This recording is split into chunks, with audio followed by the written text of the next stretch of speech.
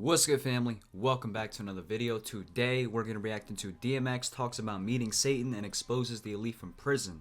Now, quick shout out to Screwsome Media TV for compiling this footage together. As you can see, I already liked your video. I don't have any intentions in claiming this footage. I don't want to own this footage. I don't want to own this video.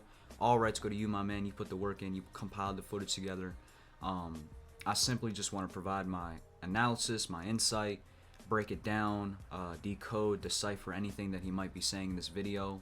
And yeah, let's just jump straight into this. I don't really want to talk a lot and talk your ear off. Let's go full screen. Here we go. He heard, you know, in a positive light. There is one thing I gotta say. I'm sorry. Before we start, this is all based off my perception, how I see the world, how I see things. This is all gonna be unique to how I interpret things, how I perceive things. We all perceive things differently. This is all based off my research, who I've talked to, the videos that I've seen, critical thinking skills, all that good stuff. So come up with your own conclusion, do your own research. Don't follow what I say blindly, because it's no different than following what the news says blindly. And yeah, another thing that I want to say, I'm not really familiar with this footage, nor am I really familiar with DMX's legal situation. But what I will say is this, and this is what I personally believe, right? When it comes to rappers and celebrities going to jail, I feel like 9 times out of 10, it's most likely staged. Now, am I saying that celebrities and rappers don't go to jail? No, I feel like people genuinely do make mistakes and they do end up going to jail. That's life. But when it's being force-fed down your throat, when the mainstream media is talking about it, when you go on your phone and you can't avoid it at all, it's all over your timeline and everybody's talking about it. In that case, it's most likely staged. It's probably being used to give that person promotion, because that's all it is. It's free promotion, it's free buzz, it's free clout, it's free attention. You know, sometimes they'll go to jail right before a big movie release or a big album release or some kind of big pivotal moment in that artist's career. Because when you look at all these artists and you follow all their careers, they all have the same pattern. They all go to jail at some point in their career. And it just doesn't make sense. There's no way. It's not a coincidence that all these rappers go to jail. I don't even think they're going to jail, if you want to be honest. You know, there's a lot of different theories that you can go there with. Like, if I inadvertently talk about your situation, I got you. You let me know. I got you. I first came to Arizona, man, and I remember one day coming from the studio at 6 o'clock in the morning and pulling over on the highway. Be like 4 cars, you know, just to watch the sunrise. And it was at that point that I fell in love with Arizona. I said, you know what, this has to be God's country. You know, because I've never seen anything as beautiful as that sunrise. Then I met the devil in God's country. You know, and it's not so much who, it's what, you know, what happens and the things that the devil does. It's not so much a person, even though he acts through people. You know, you can't call one person the devil. I agree with him. And I apologize in advance if I may pause at a bad time. Like I said, I'm not really familiar with this footage. But I agree with him. The devil is not so much a person. I mean, they do like to personify it, and they like to say that it's a red person with horns and a pitchfork and a tail, but that's not what it is. It can be a person. It can be. It can come in a form of a relationship or somebody you know, or a sibling or a parent or a friend. You know, that's very possible. That's why they say, you know, that person's playing the devil's advocate. You know, that's where that terms come from. But most of the times it's something that's taken away from your happiness. It's something that's taken away from your peace. It's something that's taken away from your high vibration, something that's lowering your vibration, something that's infiltrating your mind, something that's bringing you down. It can be anything. It can be weed, it can be alcohol, it can be relationships, it can be lust, it can be pornography, whatever. So it's definitely, I agree with him when he said it doesn't necessarily have to be a person. You know, you can't call any one person the devil. You can't do that, because no one person has enough power to be the devil. You know? And you know, it's through all these hardships that I realized that, you know what? This is God's country because I met the devil here. Because if I hadn't met the devil here, I wouldn't realize I was strong enough to overcome the obstacles that the devil would place in my path. And it's by overcoming these obstacles that I realized that this is God's country. Because He helped me get over these obstacles. He helped me get over these hurdles. Okay, I so like but that. when I you're like done, that. That's very good perspective. I'm not looking back. You're not coming back? No, I'm not coming back. I'm not coming back for a show. I'm not coming back for a visit. I'm not even driving through the states. If I'm in a plane and they're gonna fly over it, I'm gonna go around. Okay. But you love this place. I love the scenery. I love the scenery about it. And I love the freedom that it initially gave a person. Remember I said when I first came here, the last exit on the 101 was DMX is so real, man. Just that little bit that he said there, the guy was like, "Well, you love it here," and he's like, "I love the scenery. You know, that's what I love, and that's something I can relate to." Like, and that just shows me how real he is. Like, it's not about the environment he's in. It's not about, well, it is about the environment, but it's not necessarily about the people in the environment. It's not necessarily about the money in the environment, the attractions in the environment. To him, it's more so about if he's comfortable, if it's real to him, if it's authentic to him, if, you know, he wants to be surrounded by people that are real, people that wear their heart on their sleeve. And I genuinely feel that vibe from DMX. Like, he just comes off as such a real person, never bites his tongue, wears his heart on his sleeve, speaks his mind. Yeah. Pima and Princess. Yeah, that was the last exit, you know? And man, we had fun. We had four-wheelers, you know. We just rode the trails. Pretty much the same thing I did when I bought a house out here, but until, you know, things, I don't know. Do you, when you think back on this whole thing, what went wrong in Arizona? How did you end up getting in so much trouble here? Was there too much temptation here, or I actually didn't get in. No, I didn't get in. I actually didn't get in any trouble. I was never arrested at the scene of any crime.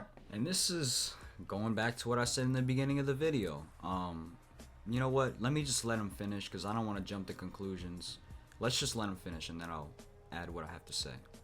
You know, the police came and arrested me for something. You know, it was always, let's get an arrest warrant for this guy. You know? You think Arpaio was after you? I'll let the public answer that one. So, there could be a lot of things you could go with this. You could say that these rappers aren't being sent to jail. They're being sent elsewhere. You could say that these rappers aren't committing crimes or aren't doing anything wrong. They're just having people sent out to arrest them.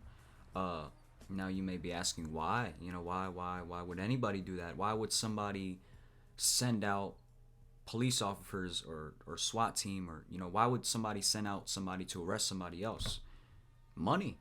If somebody owes you money, or if somebody owes you a favor, or if you did a favor for somebody and they haven't picked up their end of the deal, or they haven't did the favor in return, that's where you might do something. And it could be worse. You could do something worse. You could kill the person, you could out the person, you could expose the person, blackmail the person. But there's many different ways of doing it. But yeah, I just want to present those scenarios to your head, make you aware that these are things that probably happen, you know? You know, I'm not going to sit here and say, because I don't know. It might look like it, but I don't know if that was the case, so I'm not going to say that that's what it was.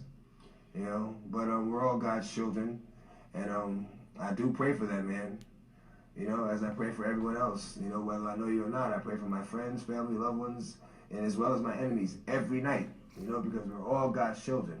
We're all God's children, and we all deserve the same grace. In any way, has this time in here a lot of time to think? Yes. Has it changed X? Yes, it has. It has. It has. It has gotten me closer to my true calling on life, closer to actualizing my true calling on life, which is to be a pastor. You know, so I'm like, you know, I'm in my Bible every day. You know, they got me on 23-hour lock-in. Why, I don't know. Is that for your own protection? That's what they say, but it's really just to be a pain in the ass. You know, I mean, they just put me in general population a week ago. I didn't get so much as a write-up. You know, I haven't had one disciplinary report since I've been here. Yet, they moved me back. So what are you going to do, X, when you're out of here finally? What's the game plan? Well, I'm going to start a TV show while I'm in here. Pain and Perseverance. You know, and it's about how I can reach people that the average person can't reach because I'm grounded. I'm still as grounded as I am. And Didn't I just say that this usually happens before they come out with a big movie role or a TV show or a big album or a pivotal moment in their career? And he's literally telling you guys he's going to come out with a TV show. Now, I don't know if the TV show ever came out. I don't know if this is just him talking out of his ass and, you know, talking about the things that he's envisioning and he didn't actually ever do it. But, I mean, that just goes to show you what I was saying in the beginning. Like, these people don't actually get locked up. It's all for promotion. It's all free attention. It's all used to bring money back to the label, back to the artist. So, yeah, that's just how I see it. That's just what I believe. You don't have to believe me. I'm going to get my first. And another thing I want to say, this is something that I should have said in the beginning, but why is he in this lunchroom or this area alone? Like, why is there not other people in the background? It just seems staged. I don't know. You know, there's just questions that I always ask myself. Like, it just seems too perfect. You know, like something seems too perfect about this. I can't quite put my tongue on it. Maybe I'm overthinking. You tell me, but. Just questions. What's wrong with asking questions? Nothing wrong with asking questions. First sermon in the church. That's going to be like incredible for me, and I hope it'll be incredible for the congregation of that church. You know, I hope I'm able to reach somebody or just touch somebody, you know what I'm saying, and bring them closer to the Lord. Are you going to still make music? Yes. I actually have completed the gospel album. Yeah. You know, on every one of my albums, there's been Somebody let me know if that ever came out. I don't know if DMX ever actually came out with a gospel album. I don't know if the label will ever even let you put it out. I mean, like, that's the thing. It's not about what you want to create. It's not about your creative process. It's not about how you envision your career going. It's not about what you want to do with your career. It's not about what you want to do with your music. It's not about what you want to do with your brand. It's not about what you want to do with your life in general at all. You're being controlled. Somebody's paying you to push a certain message, to push certain agendas, to spread certain informations, to say certain things. Everything you're doing is controlled. So, although I would love to hear a gospel album from DMX, and I would love for that to be true, I hope that is true. Hopefully somebody can inform me down in the comment section, but I just don't think it's realistic, you know? That's just me. A gospel song and a prayer. And, you know, of course, with the image. They never, you know, made those songs into singles except my 6th album, which was Lord, and they did Lord Give Me a Sign as a single. And I do remember that single. Do you turn your back? I do remember that one. You wrote earlier in your career. No, I do not. No, because Do you have kids? Yes, I have 8 kids. How old are they? The oldest one is 16. The youngest one is 3 months. How do you feel about them listening to some of the things you've written? I encourage them to listen, but I also encourage them to not. They know what not to say. You know, you can't hide something from a child because that only gets them more curious about it. You know, what you do is you say, all right, this is what it is, and this ain't for you. Mm-hmm. You know? Do you think it's a negative message? No, it's a real message. And real is sometimes negative as well as positive. Yeah. But it's. I agree with that. I mean, it's not necessarily it's you know, that's just a man-made construct. It's how you choose to perceive it. If it's real to you and it's negative, it's still real. But if it's real to you and it's positive, it's still real. You know. So the other thing I want to say, I feel like 90s rap artists back in the 90s, they use music as more sort of like an outlet for them to speak their mind, an outlet for them to reach people in their communities who are going through the same struggles that they are going through, who are in a constant battle daily, who are struggling, you know, going from paycheck to paycheck, struggling to pay rent, living in the projects, living in the slums. I feel like back then, that's what rappers were intentions. That's where their heart was at. That's what their intentions were when they began their music career. That's what they wanted to do. They wanted to let their music be an outlet for others. And nowadays, I don't feel like it's that way at all. I feel like it's the complete opposite. I feel like rap is commercialized. I feel like it's toxic. I feel like it's only pushing agendas. I feel like it's only dividing people. It's only destroying our community. And I'm not saying that there isn't any conscious music today, but it's definitely been infiltrated, and it's definitely headed towards a wrong direction. I can't even talk. I apologize, y'all. It's real, and it needs to be. It needs to be. Yes, it needs to be real. You can't hide. You can't hide things because they're gonna find out. And when they find them, like, oh, this must be good because my father hid it from me all this time. He must have wanted it for himself. No, I'm gonna tell you what it is, and tell you touch it, I'll break your arm. You know. Or if you get curious, come talk to me about it because I've already been through it. I haven't been through what I've been through for nothing, you know? I've been through what I've been through to stop you from going through it, to be able to tell you about it so that way you won't have to experiment to know what it's about, you know? So you're saying your music, in a sense, some of it's a warning. Yes. Yes. Tell me, I think people are curious how a guy, you sold how many records? 28 million. And made millions and millions of dollars. Yeah. How did you end up in here? I think I think everyone who's watching knows how I ended up in here. I don't know if they do. I'm pretty sure they do. Anytime you get it, I'm pretty sure they do. You know, there's how do I end up in here? You know what? I'm gonna look at it in a positive light and say that I came here to meet somebody. Don't know who it was. But I'll know him when I see him, and I came here to give him a message. And that message is Jesus loves him. You know what I'm saying? I came here to give him the word. That's why I'm here. Regardless of what it looks like, you know, regardless of what people think, that's why I'm here. I came here to meet somebody and tell them about the glory of God. Tell me if I'm wrong. And that's a great way of looking at it, man. You always got to look at the glass half full. You always got to try to look at the positives. Always try to remind yourself that whatever it is that you're going through, this current situation, you're going to overcome it. Nothing that you go through in this lifetime, you can't overcome. God will never put something in front of your path that you can't overcome, that you can't beat, that you can't, you know, like it's all meant to help us grow. It's all meant to help us build strength, build resiliency, build character, and it's happening for a reason. So I definitely love his outlook on that. In the rap world, if you do time in jail or prison or you've been shot, that's a badge of courage, right? That gives you street cred.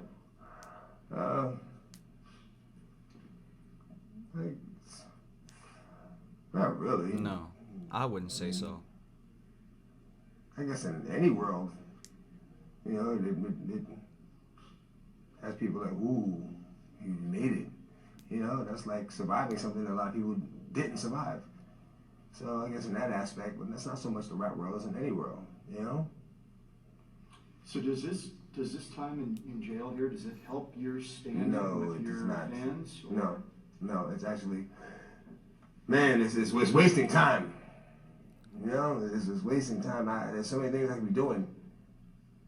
But then again, I am doing what I'm supposed to be doing. Just a little bit of time. But hey, it's not going to be long. It's not going to be long. It'll be over soon. And before you know it, I'll be back doing what I'm supposed to be doing, you know? The gospel according to Acts, you know? Music, movies. You can tell he's kind of conflicted. He's still kind of battling those inner demons. He's kind of going back and forth with himself. You just seen it right there. Yeah, I gotta do some more, like, I need more context. I need to know exactly what happened. I need to know the legal situation, what he went to jail for, when this footage came out, what year was it, you know, all that good stuff, because I can't really comment on the state of his mental health in this footage, because he's came a long way since then, and I don't know, it's not really my place, so we'll just let it rock. Speaking to people, you know. Have you talked to guys in here who don't have the opportunities that you've had and will have when you get out? There are guys in here who really don't have a lot going on. I mean, they've got a tough road ahead when they get out of here. They're not going to have movies, and they're not going to have TV shows. They're not going to sell records. Have I talked to them about what? Have you tried to help them? Why is he asking him? He's asking them like every person he's in jail with is a celebrity or a rapper? I'm not really sure what exactly he asked. I don't know if I misheard the question, but I don't know. He made it sound like everybody he's in jail with is a celebrity. I don't know what that really was I give about. positive advice. Let me go back, just because, you know, it would be lazy for me to not hear the question again. Opportunities that The people, you know. have you talked to guys in here who don't have the opportunities that you've had and will have when you get out? There are guys in here who really don't have a lot going on. I mean, they've got a tough road ahead when they get out of here. They're not going to have movies, and they're not going to have TV shows. They're not going to sell records. Have I talked to them about what? I don't know why he's saying that like it's such a normal thing to do when you get out of prison. I don't know. I don't really understand what he was really asking there. I just don't know why he was describing these people. I don't know. We'll keep it moving. I don't gotta waste time over that. It's not really worth my energy. Have you tried to help them? I give positive advice. I try to get them to look into themselves to see what they're good at, because we all have a talent. So We all I have try a to gift. get them to look into themselves, and I try to explain to them, you don't have to do that, because there's no such thing as an old drug dealer.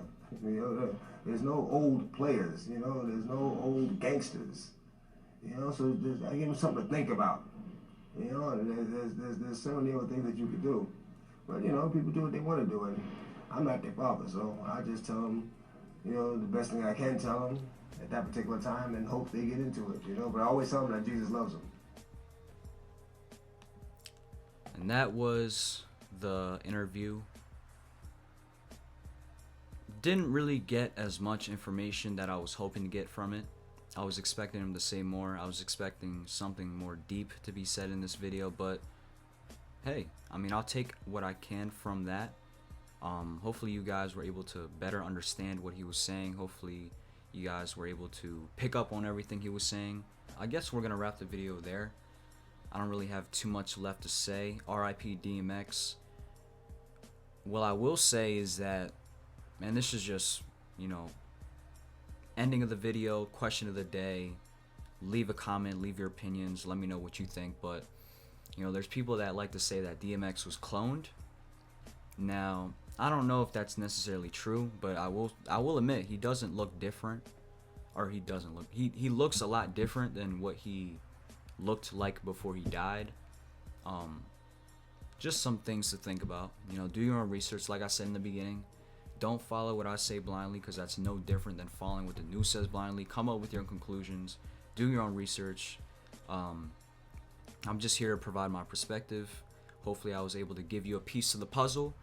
And yeah, we're gonna wrap it like that. Thank you guys for watching. Peace, love, positivity. I love you guys. Take care of yourself. Peace.